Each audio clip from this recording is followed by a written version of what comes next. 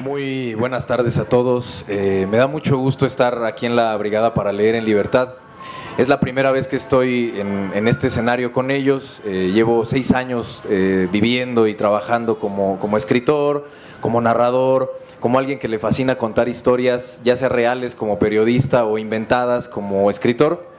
Y para mí es un gusto y agradezco mucho el espacio y toda la amabilidad de todo el equipo de la feria, que en realidad pues es un esfuerzo que es para ustedes, y por eso mismo hoy lo que yo les quiero compartir pues es la presentación de mi cuarto libro, que es este libro de cuentos que se presentó apenas hace 15 días en el Museo del Estanquillo y que estamos haciendo poco a poco la difusión.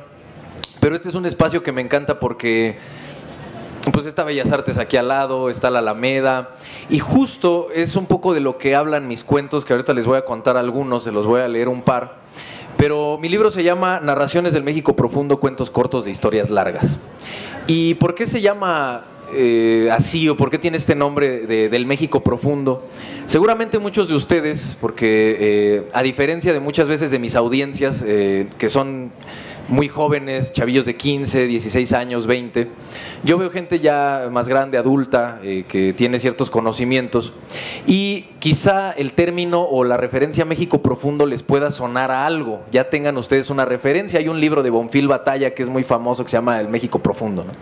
Sin embargo, junto con mis amigos, junto con mucha gente que conozco, hemos ido construyendo este término del México Profundo como esto que nos sucede día a día en la cotidianidad de la sociedad mexicana, que no necesariamente tienen que ser las tragedias que vemos en los periódicos, que vemos en la televisión.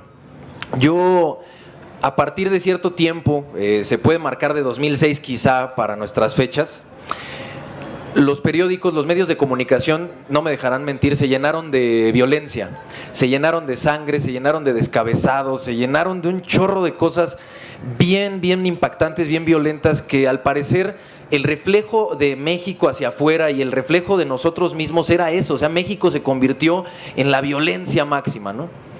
Sin embargo, tristemente, aunque muchos mexicanos han sufrido de primera mano esa violencia, yo creo que nuestras tragedias cotidianas no son necesariamente la sangre, la muerte, una balacera. Yo pienso que nuestras tragedias cotidianas, las de ustedes, las mías, las de todos nosotros, son al final las tragedias que vivimos del día a día. Y son las 21 historias que yo intento contar aquí, a veces con humor, a veces un poco melancólico, a veces con tristeza o a veces con cierta ironía, pero que al final de cuentas son historias en las que creo que la literatura debe de cumplir un objetivo, y es reflejar a la sociedad. El arte, en este caso la escritura, la narrativa, tiene que reflejar a la sociedad que la está leyendo. Y por eso mismo yo intento que en cada uno de los cuentos en algún momento uno se vea reflejado. Además, por lo que ustedes van a ir escuchando en un momento, que es la propuesta de los cuentos, este libro es un libro que está ilustrado, es de una ilustradora queretana que le quedaron bellísimas las ilustraciones. Así viene, o puede venir en una página la ilustración, o puede venir texto y ilustración, dependiendo del diseño que quiso hacer la editorial. Pero en este caso, donde yo veo la belleza, y esto es, digamos, la propuesta que yo les hago, es que es un libro infantil para adultos. O sea, ese es el concepto que yo les quiero compartir. Porque no sé ustedes qué tan niños se sientan a veces, o cuándo fue la última vez que se rieron, que jugaron, que se compraron un libro como si fuera un juguete y se dieron un gusto. Y yo por eso quise hacer 21 historias ilustradas que tuvieran esta finalidad. Libros para adultos, pero infantiles, o libros infantiles para adultos. El primer cuento que les voy a leer se llama La fiesta de Margarita, y es un cuento que me encanta, que este es triste, para que se vayan como preparando. Y antes de eso, les quisiera preguntar, así a mano alzada, ¿quiénes de ustedes tuvieron fiesta de 15 años? A ver, la neta, no creo que tan poquitas, ¿no? Empieza hasta allá. Fiesta de 15 años, de vestido, de baile. Ahora, ¿quiénes de ustedes han trabajado, juntado dinero para organizar la fiesta de 15 años de alguien? De una hija, de una sobrina, hay un poco más, ¿no? Y generalmente de ahí ya es el papá, un abuelo, o la abuela, o la mamá. Y entonces esta es la primer tragedia o el primer México profundo, el primer retrato que les quiero contar. La fiesta de una niña que se llama Margarita y de la lucha de un hombre que es su abuelo para organizar su fiesta. La fiesta de Margarita. Cuando Margarita entró al salón de fiestas repleto de globos blancos y rosas como su hermoso vestido de quinceañera, su corazón sintió un espasmo terrible, pues pese a que los bellos arreglos florales y las mesas adornadas con suma elegancia eran como en sus fantasías, solo había 37 personas en un espacio donde cabían unas 900. 6 meses antes, la música no es mía, pero le queda bien. 6 meses antes, Margarito González, mejor conocido como Don Magos, salía del hospital con una tos de perro que ya ningún doctor le podía curar. Se tapaba con su abriguito para cruzar la calle junto con un fortísimo viento que azotaba la ciudad. Y él sabía que muy pronto sería su última visita al médico, el último cruce de calle, la última carraspera en la garganta, el último viento en el rostro. Por eso Don Magos entendió que a sus 80 años debía hacer algo importante para dejar una huella perpetua en la persona que más había querido en los últimos años, su nieta Margarita. Ambos vivían en la misma casa junto con otros 26 familiares en una zona popular de la Ciudad de México. Al pie del zaguán, el eterno gran marquís destartalado que otrora fuera el poderoso vehículo de Don Magos. La cocina siempre llena de cazuelas con frijoles, arroz, algún guisado en salsa verde y un tremendo cochambre en las esquinas de las paredes. Siempre niños de 0 a 13 años correteando por ahí, mientras los adolescentes y adultos de la familia se perdían en el ruido del televisor y de sus celulares. En esa hecatombe posmoderna vivía Don Magos, exiliado del mundo en su mecedora, leyendo revistas viejas, dormitando o resolviendo algún crucigrama en periódicos que le compraba su nieta. Porque Margarita era la única de sus familiares a la que le pudo elegir el nombre. Era la persona más cercana a él desde que su mujer, doña Graciela, murió de un paro cardíaco hacía ya 15 años. Y desde niña, Margarita, que justo cumpliría sus 15 primaveras, fue el pedacito de alegría que Don Magos le pudo arrancar a la vida después de perder a la mujer que más amó en el universo. Su nieta era la única que lo escuchaba cuando él quería contar alguna anécdota de su juventud. Ella se sentaba atenta en el piso cruzando las piernas, mientras los demás niños corrían haciendo alboroto por toda la casa. Ella tenía la misma costumbre rara que su abuelo de comer tortillas con chocolate. Ella hacía la misma cara que Margarito cuando se enojaba, pero tenía que disimular. Desde que era una bebita, ella y su abuelo podían estar hasta la madrugada revisando fotografías viejas de cuando Don Magos y su mujer eran jóvenes. Por eso, aquel día que Margarito cayó en la cuenta de que su final se acercaba, decidió que era momento de hacer algo importante por esa niña que poco a poco se convertía en mujer. Aunque quizá Don Magos no conocería a sus bisnietos o no la llevaría al altar, sí tenía un último chance de cumplir un sueño a su niña, hacerle su fiesta de 15 años. Hacía unas semanas Margarita llegó emocionada a casa porque venía de la fiesta de cumpleaños de su mejor amiga Karina. Eufórica, la pequeña le contaba a su mamá: "Amá, es que hubieras visto, la Cari se veía re bonita con su vestidote morado y bailó con sus chambelanes, 4 canciones bien padres, un vals y 3 modernas. Aparte invitó a todos sus amigos de la secundaria y a los de la cuadra, todos estaban ahí, mamá". "Ay, mija, pues sí, esas fiestas son re bonitas". "Sí, amá, y pues... no, mija, ni se te ocurra. Ya sabes que tu papá ya tiene un buen que no nos manda dinero. Ni modo, mi niña. Te vamos a hacer un pastel aquí y si quieres invito a unos amigos y les hago un chicharrón". "Ay, amá, ya ves cómo eres, ni le intentas ni nada".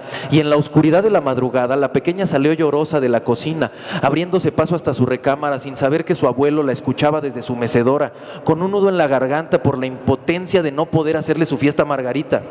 Y por eso, al salir de su revisión mensual con el doctor, con esa tos que no lo soltaba desde hacía meses, decidió dar sus últimas energías para regresarle un poco de felicidad a esa persona que fue su única compañera en sus últimos 15 años de vida. Esa pequeña morenita de ojos grandes que era la única de la familia que cada día besaba la frente del abuelo para desearle buenas noches. La única que se tomaba el tiempo para ponerle una película y cambiarle el idioma en español al DVD, sin hacerle jetas al pobre viejo que había dado tanto por esa familia que ahora lo ignoraba. Algunos de los hijos de Margarito le daban dinero de vez en cuando, el cual ahorraba porque no tenía mucho en qué gastar, así que hizo de la tarea del recaudo monetario una firme disciplina. Después acordó con un hojalatero la venta del Gran Marquís. "No manches, apá, pero si tú querías un buen ese coche, ¿por qué ahora lo vendes?", le preguntaban sus hijos, y Don Magos respondía con un movimiento de cabeza como diciendo: "¿Y a ti qué te importa?". Luego, don Magos abandonó la cobija, el televisor, las revistas viejas y la mecedora para desaparecer gran parte del día. Todos pensaban que salía a caminar o a platicar con otros viejos del barrio. Sin embargo, en realidad el abuelo consiguió un trabajo de empacador en un supermercado cerca de la localidad. Trabajo del cual cada peso obtenido iba a un bote donde estaban juntando todo el dinero para la fiesta de su nieta. Al ver que la propina de los compradores no era onerosa, le pidió al hijo de uno de sus amigos ya difunto que le diera trabajo como lavacoches en el negocio familiar.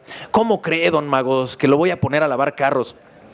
Si mi padre me viera, que en paz descanse, viene y me mata. Usted era su amigo, si anda corto de lana yo le presto, dígame cuánto necesita. No, hijo.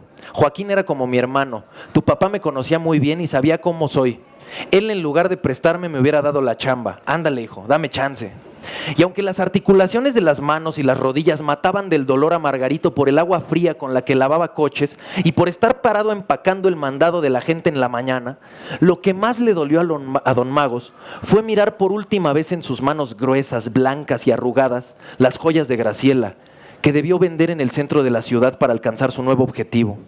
Al tener el collar de oro de su mujer entre sus dedos, los aretes, las pulseras, todas las alhajas, una lágrima surcó su mejilla, pues casi pudo ver otra vez el rostro de su amada, enmarcado por esos adornos de los más finos metales que en su momento fueron opacados por la belleza de Graciela.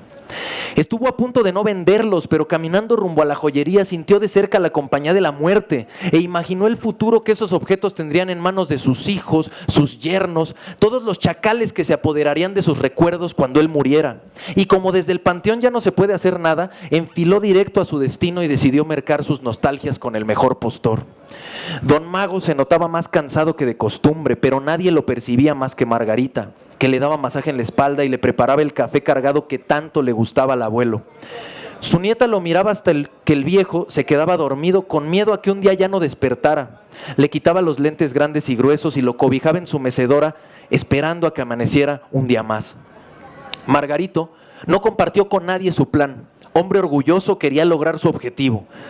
Y poco a poco fue viendo lo de las flores, la comida, el lugar de la fiesta. De hecho, el dueño del salón sintió un nudo en la garganta cuando Margarito apartó la fecha del festejo y sacó un paliacate con billetes de a 20, de a 50 y de a 100 para pagar.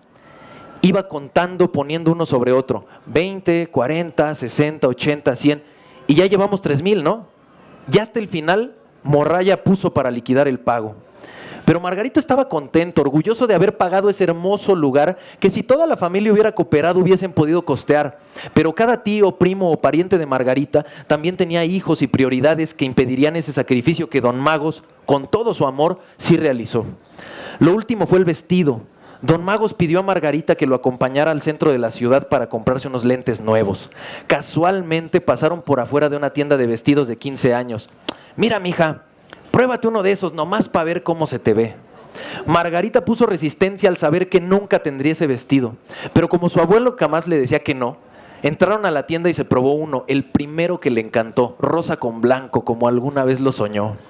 Cuando la joven entró al probador a cambiarse, don Magos pagó el vestido y le dijo a la vendedora: luego vengo por él, es sorpresa para mi nieta, causando en ella el mismo nudo en la garganta que al dueño del salón de fiestas, pues también pagó la prenda con hartos billetes de baja denominación.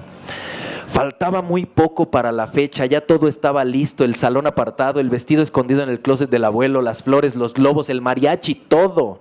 Faltaba muy poco, pero un día don Magos ya no pudo con la tos. El frío del agua con la que diario lavaba coches redujo su existencia unos 6 o 7 años. En el lecho de muerte, todos llorando afuera de la recámara del abuelo, don Magos pidió hablar a solas con Margarita. Mija, cuando murió tu abuela, a los meses naciste tú y me ayudaste a vivir un poco menos triste estos últimos 15 años de mi vida. En mi ropero está algo para ti. Ya no voy a poder estar contigo ese día, pero me esforcé mucho para que tuvieras la fiesta de 15 años que te mereces y que te sea inolvidable. Vi que eres una niña con muchos amigos. Invítalos a todos, mija. Por eso me esforcé tanto, para que los invites a todos. Mija, te amo. Ya quiero estar con Graciela. Y Margarito cerró los ojos. Y Margarita se desgarró en un grito: no, abuelito, no, no me dejes, abuelito, no. Y todos afuera comenzaron a llorar y a sacar rosarios: Ave María, llena eres de gracia, el Señor es contigo. Y a hacer llamadas y a organizar el velorio para el abuelo don Margarito González. 2 días después, Margarita y su madre encontraron el vestido, el recibo del pago del salón, la dirección y la fecha de la fiesta, así como el número de los mariachis que también ya estaban pagados, y un papel donde don Magos dejó sus últimas instrucciones para que se celebrara la fiesta de su nieta. El dueño del lavado de coches y el gerente del supermercado llamaron también en esos días, dada la ausencia de Margarito en sus empleos, y así fue como toda su familia se enteró que literalmente don Magos se mató trabajando para organizar la fiesta de su nieta. Por eso 3 semanas después, cuando Margarita y su familia llegaron al enorme y lujoso salón, a la joven adolescente se le partió el corazón porque no entendió tanto esfuerzo de su abuelo por organizar una fiesta como para cientos de personas, y a la cual llegaron solo 37, lo que daría ella por haber bailado su vals en el patio de la casa, pero con su abuelo presente. Lo que nadie sabrá, más que ustedes y yo, es que don Margarito hizo un cálculo de invitados un día que le preguntó a otro de sus nietos: oye, Juan, ¿cómo cuántos amigos tiene Margarita? Y el Juan que le contesta: uy, abuelito, en Facebook tiene como 900. Entonces,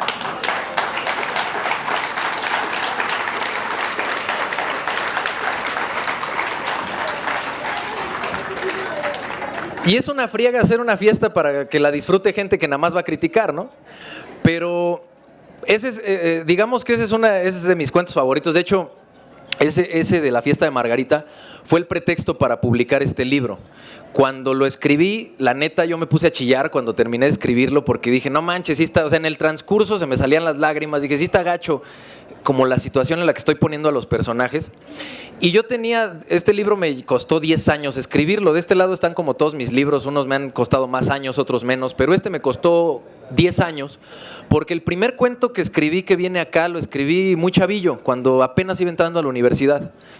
Y apenas se publicó, entonces son 10 años de cuentos que fueron avanzando, que fueron evolucionando. Este es de los últimos que escribí, lo escribí el año pasado, pero cuando lo escribí creí conveniente que ya necesitaba como sacar un libro de cuentos. Mis otros libros son novelas. Y este libro es de lo que les hablaba cuando empezaba a hablar del México profundo. Para mí no necesariamente el México profundo o el México del drama se encuentra en los periódicos y en la sangre y en los descabezados y en el narcotráfico, ¿no? Para mí también el México profundo y estos dramas es lo que nos hace a todos, porque son estas pequeñas historias que todos vivimos. Yo por eso les preguntaba, pues, ¿quién ha organizado una fiesta de 15 años, ya sea quién la ha vivido como protagonista, la quinceañera, pero también quién le ha puesto todo el esfuerzo para comprar el vestido, el pastel, el salón? Y como les decía ahorita, pues para cumplir con un buen de gente que nada más va a criticar y a comer, ¿no? Yo he ido a muchas fiestas, bodas y 15 años nada más a comer, ¿no? Entonces, ese es el primer cuento, pero no todos son como... No todos son de ese tipo, así nada más trágicos, ¿no? También intento darle a la tragedia cierto humor. Ahora, de aquí la pregunta es, ¿hay algún maestro de secundaria aquí? De pura casualidad. Bueno, sí, hay una. ¿Alguien más? Maestro de prepa, todavía la prepa. Entonces ya me van a entender. Porque entrar a un salón de clases, yo soy maestro de universidad, y ya es un poco diferente, aunque cuando doy a primer semestre sí es mucho la diferencia que cuando doy a octavos o a sextos. Pero cuando uno entra a un salón de clases de secundaria o de prepa, entra uno a un cachito de una selva. O sea, se enfrenta uno a una jungla, a una fauna de animales extraños que son difíciles de domar para una sola persona. Yo creo que la verdadera reforma educativa de este país tendría que incluir que cada grupo de secundaria debería tener 3 o 4 maestros. O sea, para controlar a esa bestia de 50 cabezas, que son adolescentes en su plena etapa de efervescente, que lo quieren estar platicando, jugando, y que Mendel y sus chícharos o lo que ustedes, o sea, no les interesa, ¿no? Este cuento se llama José Guadalupe, maestro de secundaria. Y el protagonista, pues, es el profesor de un grupo de secundaria.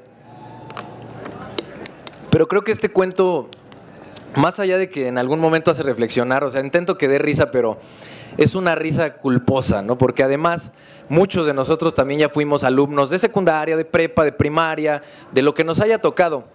Y también fuimos así. José Guadalupe, maestro de secundaria. Desde que era niño le encantaba cuidar a quienes eran más pequeños que él. Fueran sus primos, sobrinos, cualquier bebé desde que tiene memoria, le causaba grandes ternuras y por eso las tías, sus hermanas, las mujeres del hogar, le confiaban a sus hijos para poder chismear a gusto. Él, José Guadalupe se llama, los sentaba a todos en círculo y acomodaba uno que otro peluche para tener más audiencia. Así fue como decidió que cuando fuera grande sería maestro. Cuando su madre, doña Mercedes, se percató del asunto, le compró un pizarrón y una cajita de gises. Probablemente el día en que recibió esos enseres de profesor fue uno de los mejores de su vida. Existe la consigna de que todos los niños quieren ser de grandes algo espectacular y la mayoría no lo logra. Astronauta, bombero, doctora, superhéroe, presidente de la nación. Bueno, hay de todo. Sin embargo, José Guadalupe desde chavito mostró la vocación y así es como 40 años después ahí está, con un título de normalista y dando clases en una secundaria de colonia popular. Hay días en los que José Guadalupe añora con suma nostalgia a sus antiguos alumnos, los peluches que sentaba a su alrededor, tan bonitos ellos, calladitos, quietecitos, siempre con sus ojitos atentos y sus caritas peludas sonrientes. Tampoco sus primos o los sobrinos le daban problemas, quizá unos poquitos, que uno quería jugar otra cosa, que ya pedían una mamila, ni mi edad después. No como la jungla repleta de bestias a la que inútilmente intentaba domar en los que según él era el cumplimiento de su sueño. A ver, muchachos, buenos días, ya siéntense por favor. Llegaba José Guadalupe a la clase de 8 a 9 con sus pantalones caqui, un suéter de rombos y una camisa cuyo cuello se asomaba discretamente. De entre todo el grupo, solo un par de alumnas eran quienes lo saludaban, los demás seguían en su desmadre. A ver, muchachos, ya, por favor, silencio. Y amparado por el anonimato del caos, alguna voz fingidamente grave se escuchaba. Chingas a tu madre, Lupito. Por su carácter bonachón, José Guadalupe no decía nada. Se limitaba a llegar hasta el escritorio, dejar su maletín de cuero café oscuro y sacar su cuaderno en el que traía sus apuntes de la misma clase que llevaba dando una y otra vez. Cada curso repetía lo mismo, tal día toca tal tema y este otro vemos este. Así planificaba metódicamente sus clases, con un calendario inamovible, sin cansarse de la rutina, porque era su sueño, ser maestro, y lo hacía feliz si no fuera porque váyase a la verga, pinche puto. Se escucha un bramido de otra vez, venido desde ese monstruo de 50 cabezas que era el tercero B. El maestro suspira, bueno, ya se divirtieron tantito, ya, vamos a empezar la clase. Nos toca hablar de las leyes de la física. Específicamente veremos la ley de la gravedad y hablaremos de un personaje llamado... Entonces José Guadalupe se volteaba al pizarrón para escribir mientras decía Isaac New. Pero antes de que siquiera acabara la oración, sentía en la nuca un chingadazo de una goma Factis Softer, que de Softer no tenía nada, porque el golpe que le dolía no solo en la base de la cabeza, sino bien profundo en el corazón. José Guadalupe llevaba ya unos 20 años soportando de esos a lo que él mismo llamaba bromas de sus alumnos adolescentes que no tenían ni un ápice de humanidad en sus conciencias. A ellos les gustaba cagarse de risa y por eso, aunque Lupito no volteara ante el gomazo, todavía cercenaban más la herida con otro grito de voz fingida, rapidito por si voltea el profesor. Pinche profe putito. Y aunque José Guadalupe ya era casi experto en saber si la goma que le pegaba era una Factis, Pelican, Milan, Dolphin, e incluso había quien se atrevía a perder una Faber-Castell, tampoco se sentía bien aguantando los insultos de los escuincles que le dolían incluso más que los gomazos. Entonces, ante aquella injuria se volteaba. ¡Ya, hombre! ¡Ya! ¡No estén de groseros! A ver, Margarita, pásame el cuaderno de reportes. Y pues ahí iba la Margarita, alta, de lentes, blanquita, la más aplicadita del grupo. Esa que sí tiene un poquito de raciocinio para respetar a todos los profesores y aplicarse en sus materias. La que nunca subía más de más la falda y cuyos tenis eran los más blancos en educación física. Entregado el cuaderno de reportes, la ejemplar alumna volvía a su sitio y José Guadalupe se ufanaba de tener ahora un arma en contra de esos mozalbetes irrespetuosos con los que se enfrentaba día a día. A la próxima chistosada que hagan, les voy a poner un reporte. Ya les dije, ¿eh? Y ni bien se había volteado para escribir el resto del apellido Newton, otro grito, ahora con una voz superaguda, igual de fingida que las demás, escuchaba: Me la pelas, pinche maricón. y las risas generalizadas del grupo destrozaban aún más el espíritu de José Guadalupe, quien ya mejor seguía con su clase. Solo lo reconfortaba que algunas alumnitas, las más matadillas del salón, decían en conjunto: ay, ya, dejen de molestar.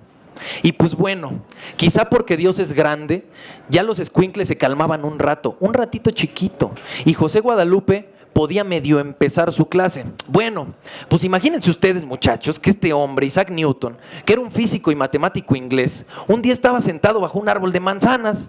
Entonces, y su concentración se veía comprometida porque Víctor y Rolando, dos de los chamacos más jodones de toda la secundaria, no paraban de cuchichear porque a Sara, la niña de quien su desarrollo se adelantó unos años, se le notaba la silueta del calzón, y pues ambos, con sus hormonas adolescentes a tope, discutían si se trataba de una tanga o de un calzoncillo normal.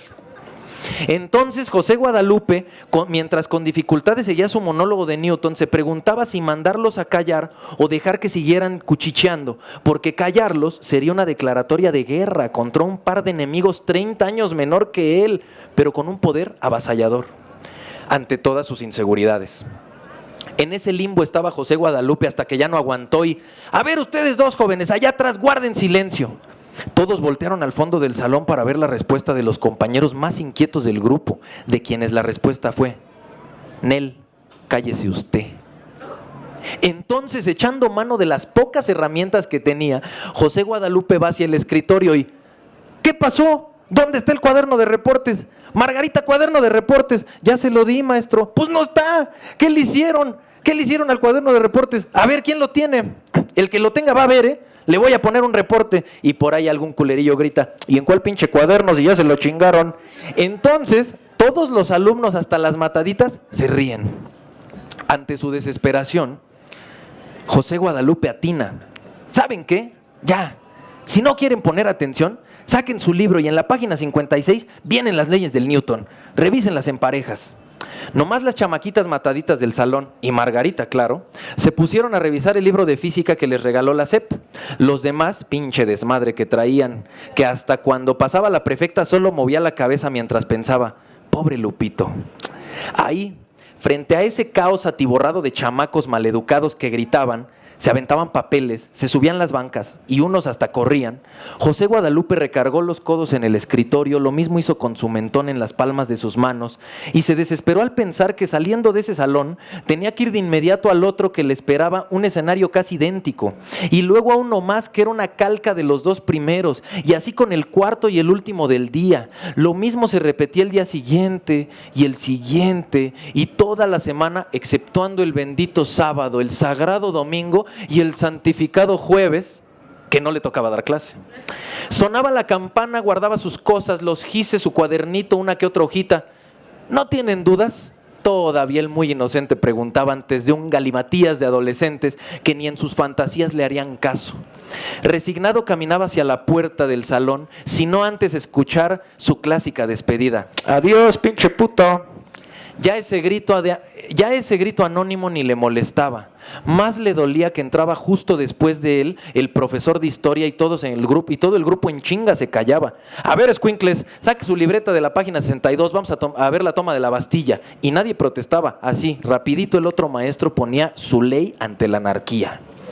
Entonces José Guadalupe caminaba por el pasillo hasta el tercero A, donde los alumnos ya se preparaban para echar desmadre con el profe más pendejo de todos, decían. A media tarde José Guadalupe tomaba un camión que lo dejaba un par de cuadras de su casa. Todo el trayecto llevaba por lo general un hueco en el estómago y un golpe de nostalgia en el pecho. Pobre, estaba harto de que lo trataran así, de tener que volver a las aulas día con día con día. Llegaba a su casa y su esposa lo recibía con un beso en la mejilla. Hola amor, ¿cómo te fue? Y pues ni modo de decirle, de la chingada, porque a mis casi 50 años no puedo controlar una bola de escuincles ojetes que me mientan la madre en mi cara y me avientan gomas mientras escribo en el pizarrón. Por eso nomás contestaba, bien, ya sabes, los chamacos que son traviesos, pero pues están en la edad. Mientras por dentro le reclamaba a Dios, a su Dios, el haber cumplido su fantasía de ser maestro.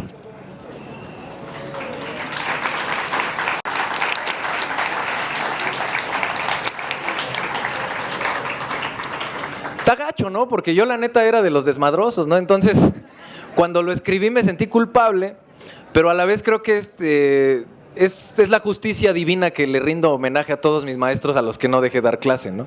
Entonces, pues le dedico a ellos eso, pero esa es otra perspectiva desde mi punto de vista de una tragedia cotidiana. El cumplimiento de un sueño de un hombre en México que en realidad cuando cumple su sueño, no sé, yo espero que todos aquí hayan cumplido en algún momento sus sueños, que los estén cumpliendo, pero muchas veces uno cumple el sueño y no es lo que esperaba, ¿no?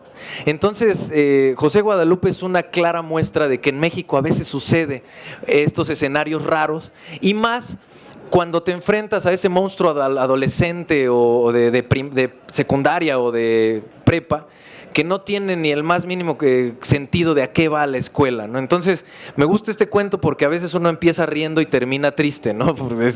O sea, no es justo para el personaje.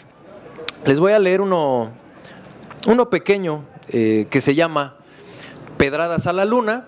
Y después de pues si quieren podemos comentar, que eso es lo que más me gusta de las presentaciones, de escucharlos, pero sobre todo hacerles esta invitación y por qué empecé como esta cruzada también de los cuentos, porque si ustedes, y creo que ya ni siquiera es una cuestión generacional, o sea, a todos nos toca, nuestro mayor escape de la realidad, nuestro mayor entretenimiento son dos cosas. O puede ser una pantalla inteligente donde traemos el Netflix, o pueden ser estas pantallitas chiquitas donde traemos de todo. Yo me sentí muy preocupado un día que presenté uno de mis libros en una prepa oficial en Chimalhuacán. No sé si alguien venga de la hermana república de Chimalhuacán. Me daría mucho gusto porque me encanta ir. ¿Usted? Me encanta ir allá, me fascina ir a Chimalhuacán porque son chavillos que quieren leer, que están bien despiertos, pero que difícilmente se les acercan con los libros, con traerles estas propuestas. Pero un día que fui a presentar allá un 17 de marzo de 2017 o 18, ya no me acuerdo, 17 creo, o fue el año pasado, no sé.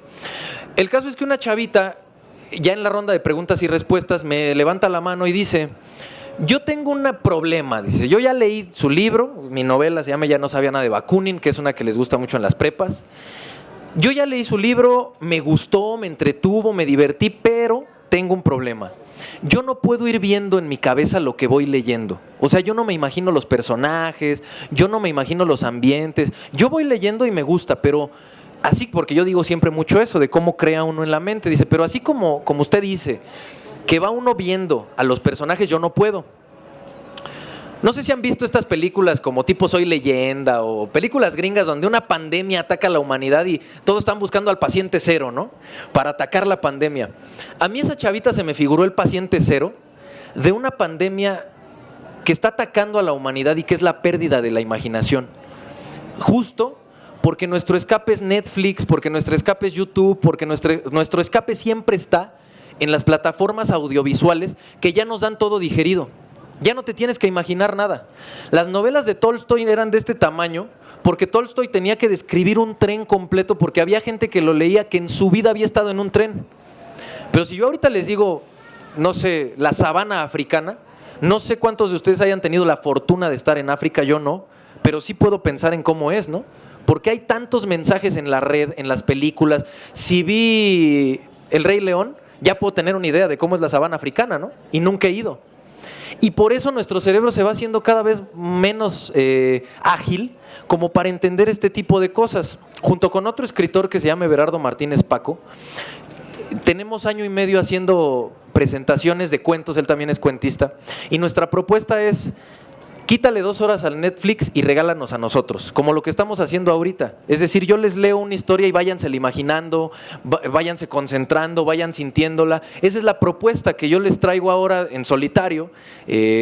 Ya en nuestras redes ponemos, ahorita les comparto mis redes y las de nuestro movimiento de ir contando historias, porque lo que queremos es esto, rescatar esa parte de la gente, del entretenimiento, de los propios libros, que no nada más estén ahí exhibidos y para quien los quiera comprar comprar, sino también vengo y te cuento una historia y en lugar de ver 2 horas Netflix, regálanos 2 horas a nosotros o regalémonos 2 horas yo a ustedes, ustedes a mí, para jugar con esta forma de imaginar. Y por eso les decía yo, este es un libro infantil para adultos, ¿no? Y por lo que ya ven, ¿no? De los que les he contado. Este cuento está bien bello, es muy tierno y se llama Pedradas a la Luna. Dice: en un viejo pueblo de una provincia mexicana, Jacinto salía noche a noche con disciplina más que religiosa. No había día que no lo hiciera. Y siempre seguía la misma rutina.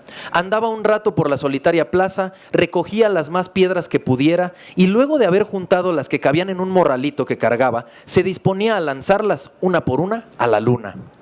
Había madrugadas en las que casi lo sorprendía el alba, pues su más grande sueño era en la vida darle, algún día, una buena pedrada al brillante satélite de la Tierra. Hubo noches en las que sin duda estuvo cerca, pero solo se quedaba en intentos. Cuando sus amigos, familiares o compañeros del trabajo en la huerta le preguntaban el porqué de su eterno cansancio, Jacinto respondía: pues es que ni dormí por estar tirándole pedradas a la luna. Vas a ver que un día le voy a dar. Toda persona que escuchaba sobre la extraña costumbre de Jacinto soltaba la carcajada. ¡Ira! Ahí ve el Jacinto, el que te conté que le avienta piedras a la luna. Así se burlaban de él cuando lo veían pasar e incluso lo hacían con tanta poca vergüenza que él se daba cuenta. A ver si se ríen cuando le dio un piedrazo bien fuerte a la luna, se decía. Habrán pasado unos 10 años y meses de intentos cuando Jacinto sin querer apuntó mal y tolón que le da con una piedra enorme a la campana de la iglesia, erguida, escandalosa y tambaleante en el centro del pueblo. Eran como las 3:40 de la mañana, por las que todas las personas del pueblo salieron alarmadas para saber la razón del repique de la torre más alta de la iglesia. ¡Ay Dios! No vaya a ser otra independencia como la de Dolores, dijeron algunos por ahí. Ante la incertidumbre todos le preguntaban a Jacinto si había visto algo, pues sabían que él era el único que andaba todos los días en las calles del pueblo echando pedradas en la noche. Aunque al principio quiso esconder su pecado, terminó por aceptar. Perdón, fui yo, se me dejó una piedra chueca. Algunos decepcionados porque esperaban algo más alarmante, otros enojados porque ya les habían espantado el sueño, volvieron a sus casas sino antes asesinar con la mirada al pobre Jacinto. La única que no se marchó de inmediato fue Lolita, la hija de doña Concha, que luego de quedarse a solas con el Jacinto le preguntó: ¿y tú pa' qué andas aventando piedras esta noche? ¿Estás loco o qué? Pues no, respondió Jacinto, nomás le quiero pegar a la luna y vas a ver que un día le voy a dar. Lolita se quedó maravillada con la respuesta y en lugar de burlarse o tirar de a loco al Jacinto, como el resto del pueblo lo hacía, atinó a cuestionar: ¿y por qué haces eso? Algo que nunca nadie antes le había preguntado a Jacinto. Jacinto y Lolita platicaron toda esa noche. Fue la primera vez que Jacinto permaneció afuera hasta el amanecer. También fue la última vez que lanzó piedras a la luna, porque ese día conoció al amor de su vida y era mucho mejor pasar las noches aferrado a su cuerpo de mujer campesina que en las calles aventando pedradas al cielo. Nunca más nadie se rió de Jacinto. Al contrario, desde ese día, todos los hombres y mujeres del pueblo salían intermitentemente en las madrugadas a tirarle pedradas a la luna.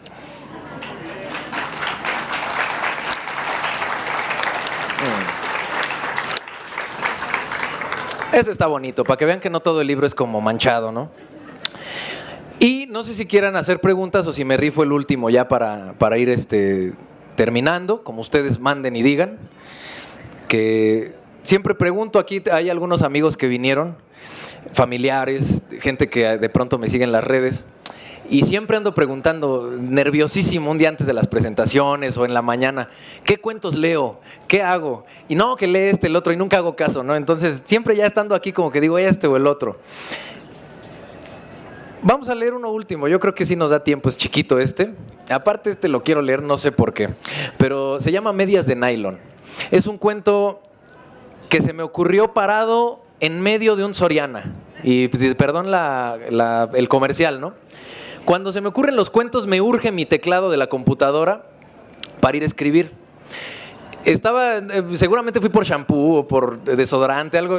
Me acuerdo que se me ocurrió el cuento, saqué el celular para empezar a escribir y me eché casi a correr a mi casa a escribirlo porque lo tenía clarísimo. Sobre todo porque cuando estaba pasando se conformó o digamos que se confluyó dos escenas. Unas piernas de nylon, unas maniquís, unas piernas de maniquí, que no sé si las han visto en los centros comerciales, que exhiben medias. Y al momento iba pasando un viejo, un hombre mayor, maduro, y eso fue lo que dije, órale, ¿no? Y ese momento viene hasta acá y está hoy en esta tarde tan bella con ustedes, ¿no? Se llama medias de nylon. Don José nomás iba al súper por leche, pan y huevo. Al final terminó por llevarse un montón de recuerdos y una lección digna de referenciarse al panóptico del que habla Michel Foucault en una de sus más grandes obras, Vigilar y Castigar.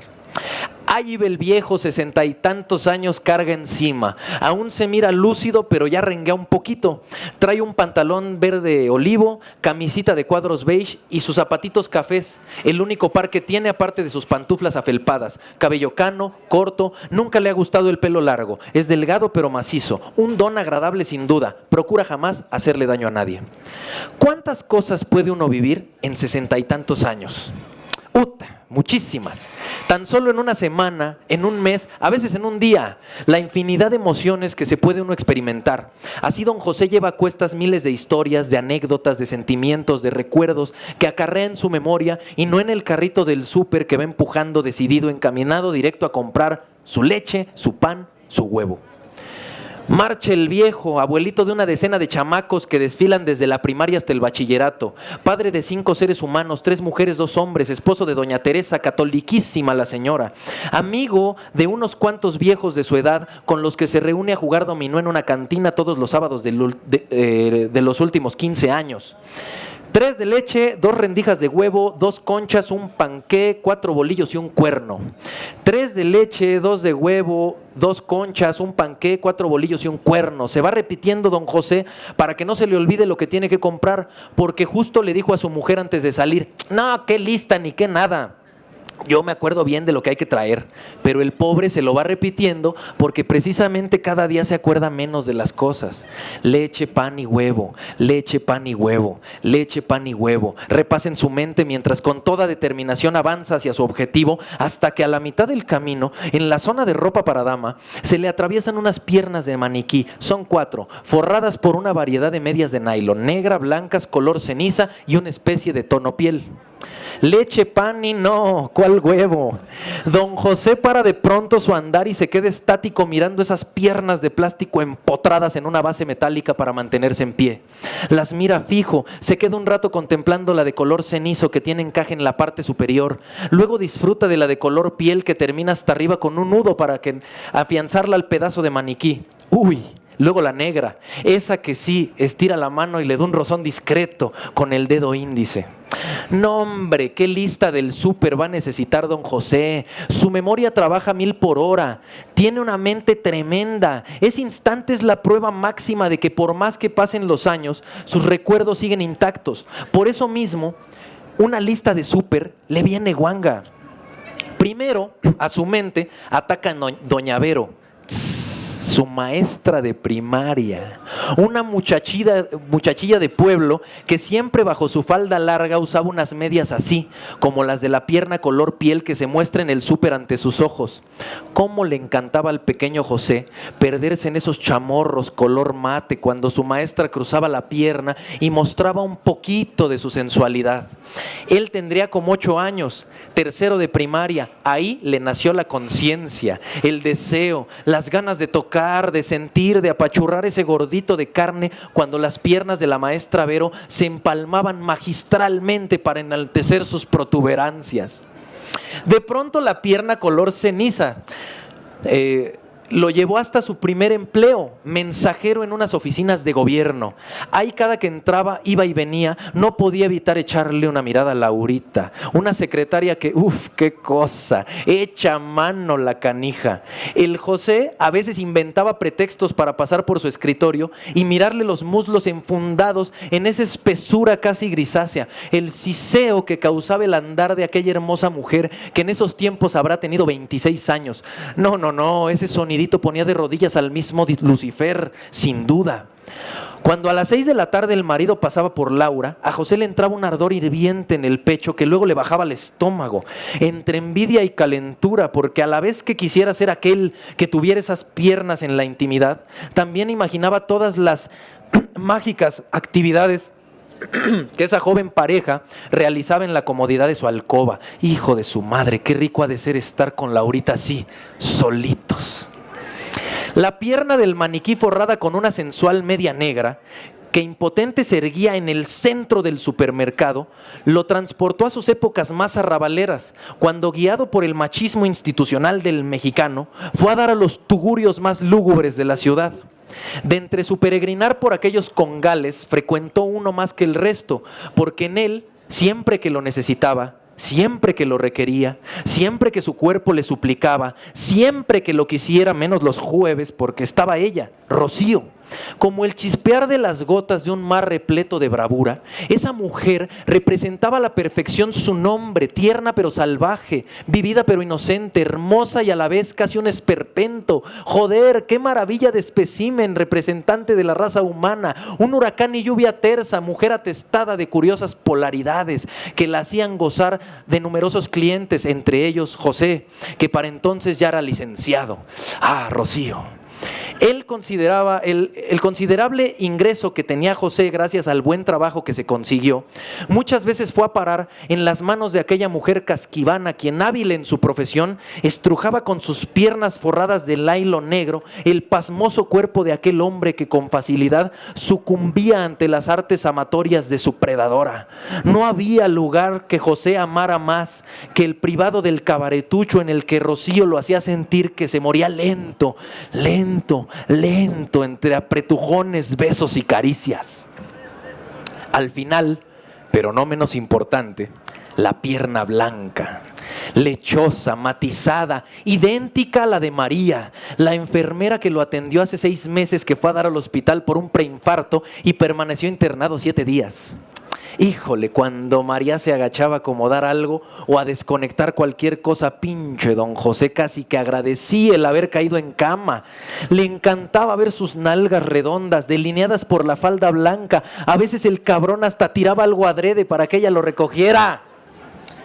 Don José jamás olvidará sus rodillas, los chamorros, los finos pies enfundados en el nylon blanco de una Mari que, guiada por la inocente mirada de su viejo paciente, le decía: ay, don José, ¿no le molestará que me quite un ratito los zapatos? En lo que vienen sus visitas, es que ya estoy bien cansada. Y pues claro que no, porque para don José era el momento más íntimo de todos, ver el primer acto del desnudo femenino, que por lo general es despojarse de los zapatos.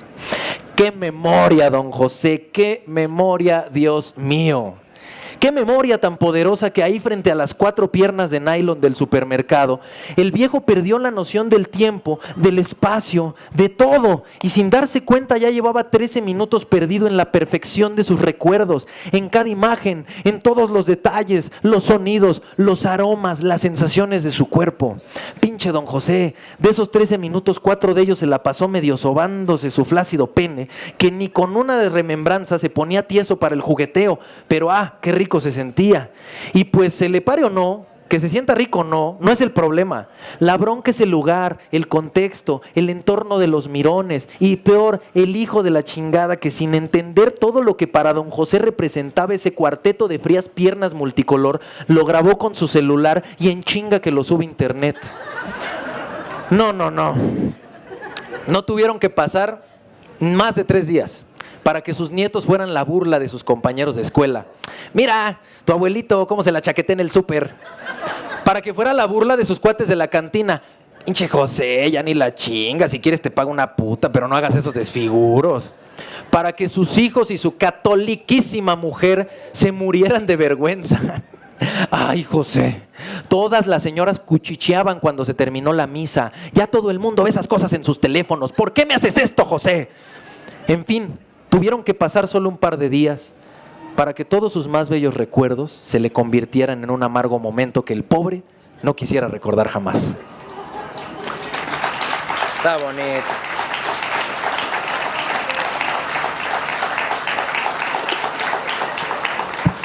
Está bonito.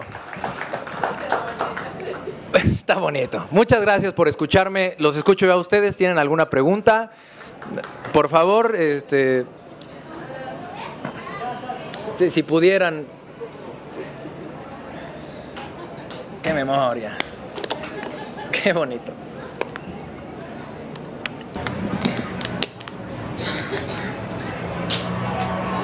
Hola, buenas tardes. Hola. ¿Qué te inspiró o qué fue lo que te motivó a escribir estos cuentos? Yo creo que todos nosotros. La realidad, yo soy periodista de formación y como periodista, yo creo que fue esta es la mejor respuesta que te puedo dar, Eric, porque es la verdad. Como periodista, y ustedes lo saben, el periodismo no puede mentir. El periodismo tiene que ser veraz, comprobable, el periodismo tiene que ser la realidad. Y yo soy fan de la realidad. O sea, yo soy fanático de observar a la gente. Los invito de una vez, ¿no? Yo en mi Instagram, que es @MiguelAleRivera, y en mi Facebook, que es Miguel Alejandro Rivera, los invito a que me sigan en mi página o en mi personal. Hago un ejercicio que se llama #escritor de barrio. Si ustedes en el Instagram ponen #escritor de barrio, creo que solo yo he publicado y algunas otras de otra gente, pero yo soy el que tiene como ese hashtag así muy, muy vivo. Yo veo algo en la calle, tomo una foto que no viole la privacidad de la persona, porque eso sí se me hace gacho, o sea, que no salga ni cara ni nada, ¿no? Unas manos, unas piernas, unos pies, una escena, una basura, o sea, donde no viole yo la privacidad de nadie. Y le invento una historia, porque yo soy fan de la realidad mexicana, o sea, México es un país súper surrealista. Nada más que cuando haces periodismo no puedes mentir. Yo empecé a hacer cuentos porque, como les contaba ahorita, este hombre caminando en el Soriana, en el supermercado, se cruza con las piernas de nylon. Obviamente esto no pasó, pero me lo quise imaginar. O sea, yo dije, y bueno, y a partir de eso empecé a pensar y tuve que correr a mi computadora porque dije, este cuento está bueno. Y me gusta mucho, ¿no? Por eso es de los que más leo así como en presentación. Hoy estoy muy feliz porque creo que es la primera vez que expresamente ocupo el libro para leer los cuentos. Siempre con el ejercicio que les digo que hago con el otro escritor, llevaba mi engargoladito, ¿no? Así. Y ya dije, no, ya que se publique. Entonces hoy me siento muy feliz, más allá de la presentación que fue en el Estanquillo hace 15 días, hoy es la primera vez que leo los cuentos del libro, ¿no? Entonces, la razón por la que me inspira es la realidad. O sea, yo veo a alguien y me imagino una historia y digo, sí, ¿no? Eso es lo que inspira. Pero volviendo al concepto del libro, es este México profundo que creo que a veces como periodistas, como escritores, se nos olvida contar. Se nos olvida contar la realidad, el espejo de la sociedad, o sea, que como sociedad nos veamos reflejados en el libro. Para mí eso es importantísimo. Y eso es mi inspiración. Como escritor, como cuentista, novelista, como periodista, mi inspiración es la sociedad y regresarles algo de lo que me dan a mí para escribir. O sea, esto es un regreso para todos ustedes, para toda la gente que conforma esa inspiración. ¿Sí? Gracias. No, usted... ¿Puedes repetir tu página? Sí, la de Facebook es Miguel Alejandro Rivera.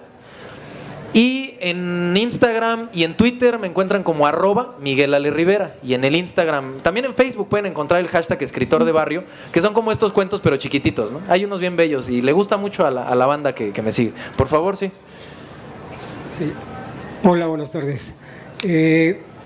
Cuando tú mencionas que eres periodista, a mí inmediatamente se me ocurrió un hecho de tu primer cuento que me causó un particular impacto por dos motivos. El primero, porque describes primero una situación un tanto que podría ser trivial, que podría ser común, Sí. como los preparativos para unos 15 años, la relación filial entre una nieta y su abuelito, la muerte, etcétera, y al final, para cerrar como con broche de oro este cuento, la irrupción casi brutal de la muerte que pone fin a la narración, por un lado. Sí. Cuando tú dices que retomas esto de la realidad, inmediatamente la realidad me llegó a mí y me recordó un hecho de la realidad que describió una situación, si no exacta, similar. ¿Tú recuerdas los 15 años de Rubí? Sí, sí, sí. Bien, el señor, su padre, invita a todo el mundo y de repente se hace viral y de repente todo el mundo empieza a tratar de conectarse para asistir a los 15 años de Europa, de Japón, de toda América. Llegan periodistas y, si mal no recuerdo, creo que al final había como 4,000 invitados en la fiesta de 15 años, y la quinceañera con una cara así de, ya vayan, hijos de la chingada. Sí, no así, eran sus 15 años, ya fue otra fiesta. Sí, era otra fiesta, ¿no? O sea, la pregunta concreta es eso: ¿te impactó cierta parte de la historia de Rubí para ese escrito? Y en la segunda pregunta, cuando escribes la historia de Don José y que llega alguien y le toma la foto, yo casi estoy convencido, cuando tú dices que tú acostumbras a tomar fotos, que tú le tomaste la foto a Don José. ¿Qué cree que no? Me hubiera gustado, pero no lo hice. Porque, como lo digo, siempre cuido la privacidad de la gente que subo. O sea, siempre, nunca he subido una cara o que se note quién es, jamás. Subo una espalda o no sé, ¿no? Nunca, porque a mí eso se me hace gacho, los memes, o sea, burlarse de alguien en redes. Justo esa es mi crítica. Algo que yo puedo decirles es que mi literatura siempre busca una crítica social, siempre. Y por otro lado, o sea, lo de Rubí es curioso porque lo que pasó con Rubí es tan inverosímil que si yo lo escribo en un cuento no me la creen. La realidad, o sea, por eso México es tan fantástico, porque en México pasan esas cosas, tuvo patrocinadores, porque la realidad a veces supera la ficción, pero yo creo que la ficción tiene que ser más apegada a la realidad para ser verosímil. Entonces, no, en realidad eso más bien, yo quise como rescatar esa parte, lo dijo muy bonito usted, la relación filial entre la nieta, el abuelo, y sobre todo la crítica, que por eso el cierre del cuento es de dónde saca la cuenta de los invitados Margarito, porque es de los amigos que tienen Facebook. Es decir, mi crítica es la polaridad que existe entre dos generaciones, que una no entiende qué es Facebook, otra sí, pero comparten el mismo tiempo, el mismo mundo. O sea, creo que nos está tocando eso, porque yo a veces hasta a mis alumnos ya no les entiendo ciertas cosas, ¿no? Y no soy, digamos, no les llevo tantos años. Mi crítica está ahí, ¿no? Entonces, busco siempre como hacer ese tipo de juegos. En todos mis libros, mis 3 novelas y en este de cuentos, siempre... Yo creo que un buen libro, una buena novela o un buen cuento no es solo una buena historia. Porque una buena historia la tenemos todos, anécdotas, o sea, cualquiera de ustedes me puede entretener 2 horas con una buena anécdota que le haya pasado en su vida, estoy seguro. Pero la literatura tiene que aportar algo más, y siempre busco un núcleo teórico, un núcleo crítico. Cada uno de estos cuentitos tiene núcleos y tiene crítica de diferentes formas. Entonces, pues más bien, en vez de basarme en la realidad, tomo fragmentos y hago que la realidad sea todavía un poco más real para la ficción, porque si no, no me la creerían. Yo les aseguro que si yo les contara el cuento de una chavilla que venían invitados de Japón, etcétera, no me la creen, pero sí pasó, ¿no? Ahorita que hablaba usted, pienso un poco, intento algo como Chava Flores. O sea, las canciones de Chava Flores eran sobre una fiesta de gorrones, ¿no? Yo soy amiga de la hermana de un señor que no vino a la fiesta. Y esa era la historia. Cómo se atascaba una fiesta de gorrones. O la foto, ¿no? El retrato de Manuela le pidió el novio Fidel. Esa era la historia de una novia de un albañil que le pide la foto y va y se la toma y clic, clic, clic. Señorita, se movió, probaremos otra vez, pero afine la mirada para que no salga al revés. Y no saque los colmillos que parece Lucifer. Esa es la historia. Entonces yo intento como rescatar, ¿no? De ahí. Esa es como mi cruzada, pues. Es broma lo de la foto, ¿eh? No, pero sí me hubiera gustado. ¿Alguien más? Si no, porque ya vamos. La última, si quieren, porque tenemos a las 8. Sí. En lo que llega el compañero, traemos los libros, vienen gente con nosotros. En súper precio. Pedí que hoy fuera muy económico, porque está en 200 pesos ahorita que salió, pero ahorita no está en 200 pesos, está mucho más barato. Entonces, por si gustan, están acá. 130 creo están. ¿Tú piensas que la modernidad líquida es lo que causa las historias y la forma en la que se podrían ver reflejadas en nuestra sociedad? Por ejemplo, en la pérdida de valores, en la pérdida de instituciones, ahora sí que podrían ser tradicionales, como por ejemplo el matrimonio, la forma por ejemplo en la que se enamoraban las personas antes, por ejemplo que tú plasmas esto, que al tirarle piedras a la luna uno está intentando de conseguir una ambición, ahora sí podría ser el amor real. Y por ejemplo el posmodernismo y más bien el progresismo es el que nos aleja como seres humanos unos a los otros y crea situaciones difíciles e irreconciliables que nos alejan cada vez más y hacen a la sociedad más polarizada y menos humana. Es una bellísima observación, porque justo la modernidad líquida es el núcleo teórico de mi primer novela. O sea, mi primer novela habla de un chavito que se enamora por internet, porque su mejor amigo está de vacaciones, su mamá no lo pela, su papá es un migrante que se fue a Estados Unidos y le manda dólares, es lo único que sabe de él. Y esa modernidad líquida que tú llamas, ese término es de Zygmunt Bauman. Y Zygmunt Bauman lo que dice es, y está bien bello, y siempre pongo este ejemplo, hay transmisión en Facebook. Y bueno, pero se transmite, ¿no? De pronto, etcétera, ¿no? Entonces, no es lo mismo que esta presentación hubiera sido yo en mi casa y ustedes en la suya por Facebook, que aquí. Y dice Zygmunt Bauman, como tú dices de la modernidad líquida, aquí lo que pasa es que nos hacemos responsables, yo de ustedes y ustedes de mí, porque asumen un compromiso al estar conmigo físicamente, sentarse y escucharme y yo hablarles, y yo ahorita no es que me dé calor, me dé hambre y no, a medio cuento yo me paro porque estoy harto, ¿no? Y al rato les aviso a los de la brigada que se me fue el internet, ¿no? Y ya, así de fácil. Esa es la modernidad líquida, donde ya no nos hacemos responsables los unos de los otros. O a ustedes a media presentación están viéndola en el Facebook y ya mejor la quitan, ¿no? Porque pues, prefieren seguir scrolleando. Creo que sí es una pérdida de valores tremenda por lo que estamos pasando, porque ya todo es más fácil por las redes. ¿Conocen el Tinder? O sea, el Tinder lo que hace es quitarte la capacidad social para acercártele a alguien y decirle, me gustas. Y es como un supermercado de gente donde dices, esta sí, esta no, esta tiene los ojos, parece a Manuela, la del retrato de Fidel, con los ojos chuecos y la viruela, etcétera, ¿no? Y está mal, porque yo les pregunto a ustedes, o sea, es lo mismo que te escriban por WhatsApp, te mando un abrazo, o que te manden una carita amarilla chueca mandando un corazón así, un beso, o que te lo den bien, tronado, fuerte.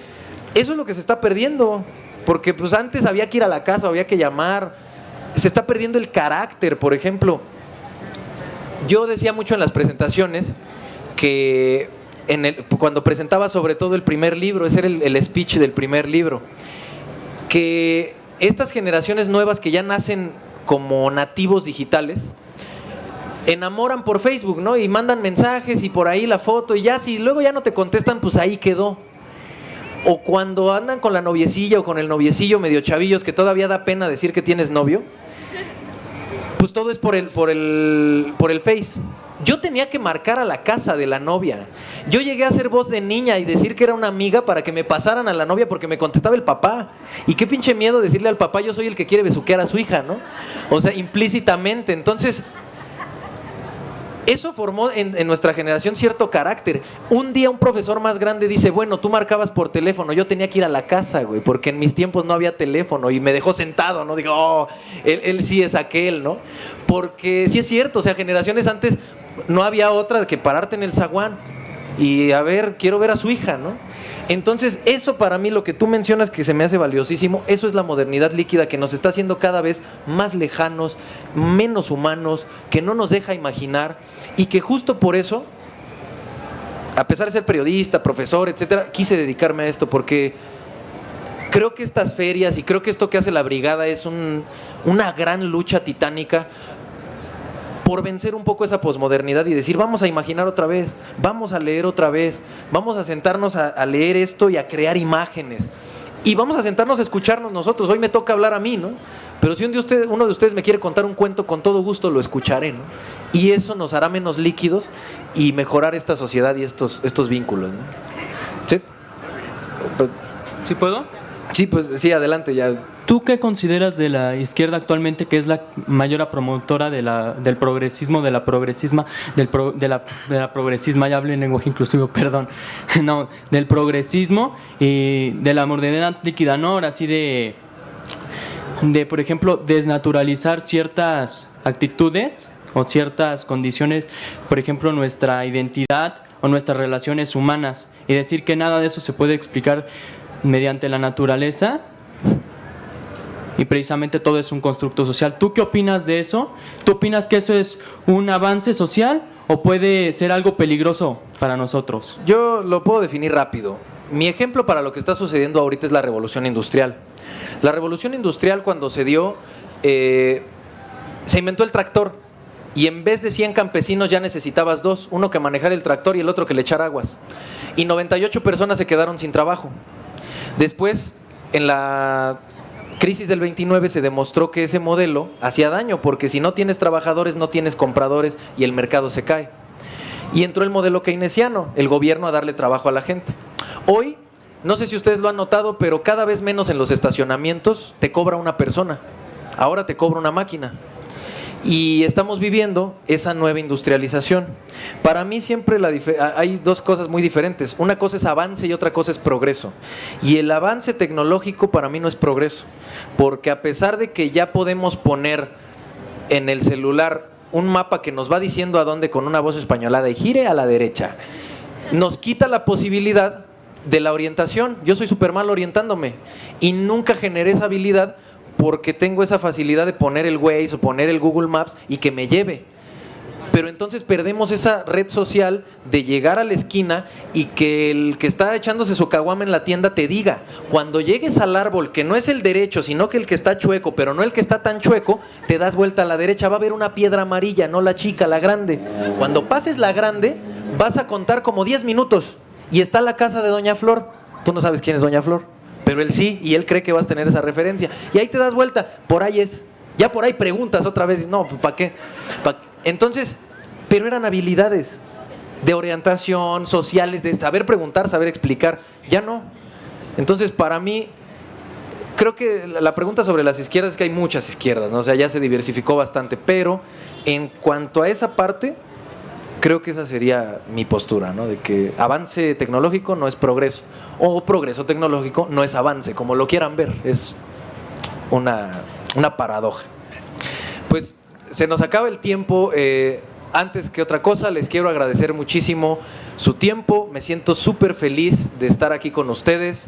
Gracias por escucharme, gracias por reír, gracias por sentirse tristes, gracias por haber compartido este Jueves Santo entre libros y en esta carpa que no es capilla, pero que funciona para dar una buena charla y escucharnos y sentirnos y vivir esta bella tarde. De verdad, les agradezco a todos y cada uno de ustedes su atención. Muchísimas, muchísimas gracias.